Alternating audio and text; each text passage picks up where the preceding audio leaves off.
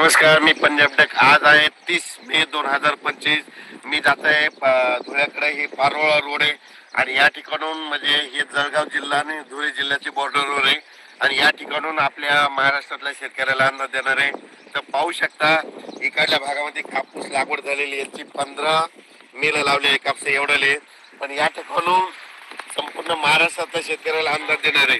राज्यातल्या सर्व शेतकऱ्याला एक आनंदाची बातमी, इतका पाऊस पडला, मग आता उघडणार कधी?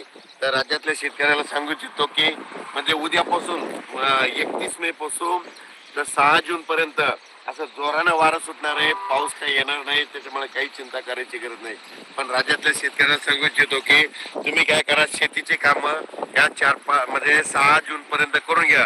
कारण की राज्यामध्ये 7, 8, 9, 10 जून 4 दिवस परत पाऊस येणार आहे, म्हणून हे लक्षात घ्यायचं. आणि ते 7, 8, 9, 10चा पाऊस भाग बदलत पडणार आहे, म्हणून हे अंदाज लक्षात घ्यायचा. पण राज्यात मात्र 6 जून पर्यंत हवामान कोरडं राहणार आहे. पाऊस काय येणार नाही, त्याच्यामुळे काही चिंता करायची गरज नाही. फक्त आजपासून बघा तुम्ही, आज जोरानं वारे सुटतील. वारे सुटल्या त्यानंतर काय होईल, उद्यापासून चांगलं कडक सूर्यदर्शन होणार आहे, म्हणून हा अंदाज लक्षात येतात. पण राज्यात काय झालं, इतका पाऊस पडला, आणखीन जवळपास 8, 8, 10, 10 दिवस वापसा होत नाही.